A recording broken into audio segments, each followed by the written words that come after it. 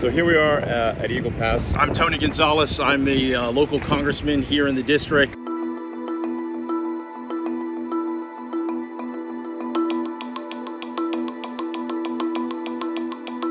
Right here under the bridge, you're seeing hundreds of people getting processed, and this is every single day. So it's just sort of like that's the bridge, and there's like people getting processed, and then they come across on those the trains over there. Yeah, exactly. It's like an initial intake spot, and then they'll send them through, but it's nonstop all day long. People just want to understand exactly what's going on, but assume that people do not know what's going on. Well, you got to go back some time, and whenever the open border policies from the White House kind of got thrown out there, we've been overrun. How long was that? How long ago was that? Cool. What year was that? 2 years ago. We're on our third year. We've been battling it for 2 years, and change. So you're saying there's been an open border policy essentially for the past 2 years? it was an invitation. An invitation. That's how I read it. That's how it was told from the White House. So they don't have a clue what's going on here, I don't think, because if they did, maybe they would care. Maybe they would. I don't know. How does the train impact you? Because the trains have been a big story lately.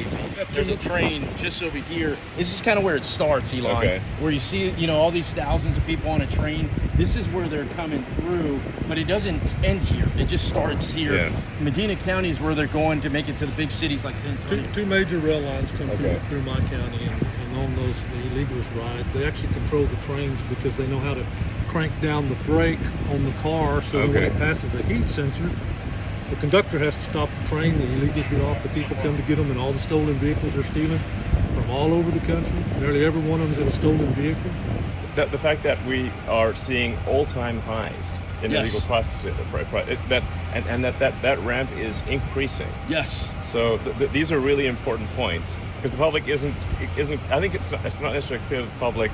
Is this normal, or are we seeing an accelerating crisis? It's not getting better. It's getting worse. Last Friday a week ago was a historic number, 11,000 people that came over. Okay. And then on Monday, that number increased. Today is Thursday, and that number increased. We're only going in the wrong direction. This is a week.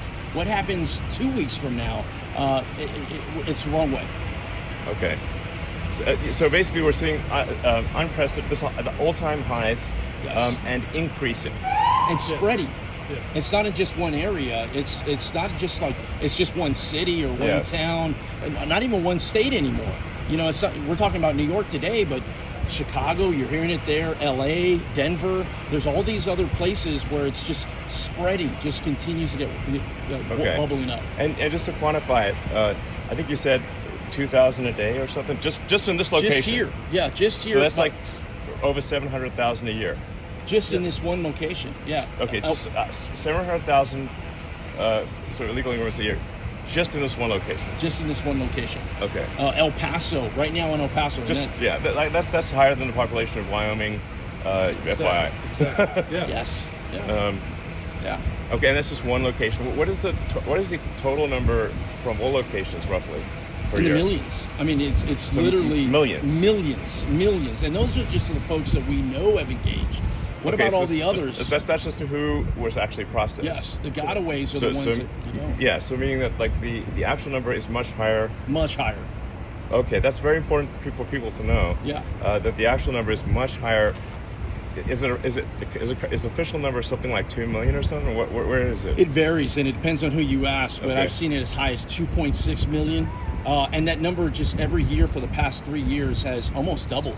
It was like 1.1. It's and doubling then it's just year after doubling year after year. It's compounding year after year because it's not just one part of the world either. It's all parts of the world that are coming. In El Paso. Yeah, I think that's actually an important point to make, because sometimes people think, well, people just come from Mexico, but this is not the case. Not the case at all. The reality is that this is an open border for all of Earth. All of Earth. And just, so there's roughly 350 million people in the U.S., but there's 8 billion people on Earth. Yes. This is an open border to 8 billion people. Yes. What type of nationalities are coming through your county? We're seeing anywhere from Honduras, El Salvador, I believe Ecuador and stuff like that. Even it's pretty much every country, right? Pretty much every country. Yeah. It's very rare that we see anybody just from Mexico. So, it's actually rare to see anyone from Mexico. And then I'm 68 miles from the border. I'm 80 miles south of here from Eagle Pass. How big is your workforce? How big is the sheriff's office? My patrol staff's only 16 strong. 16 total. Okay. So how many do you have on call at one time? Maybe 2 at the most. Two law enforcement officers to tackle. I mean, some of these counties that I represent, they're size of states, and they've got 2 or 3 people trying to tackle it all. This is where the local community just feel completely overwhelmed because Border Patrol agents used to be the front line, and now they're here. They're under the bridge. They're processing folks, so they're completely out of the game. So these law enforcement, the local law enforcement officers, are carrying all the weight. Sort of roughly 2.5 million that processed illegals, and then it's maybe as much as twice double that or something. I don't know. So, got a ways. Yeah. Call it like 4-ish million, maybe 5 million total processed and unprocessed. How many of the 4 or 5 million legal immigrants are sent back to their countries every year? I'll give you an example. Here in Del Rio sector is one of 9 sectors. Okay, we're getting about 2,500 people coming over illegally a day, and we are repatriating or sending 0 back. City of 28,000 people. We've had over 19,000 people in the last about 10 days come in. So we don't have the resources. It's like wait, the more people are coming in by far. Then it's exceeding the population of the town on a regular basis. Absolutely. This is across the board. I don't care if you're a D or an R, if you vote, don't vote, Yeah. urban America, rural America, everybody's impacted the same way. When the crisis hits your town, it's like a hurricane.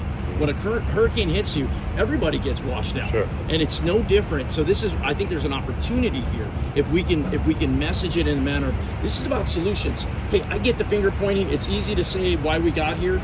It's like, how do we just get out of here? And I think there are some real tangible solutions.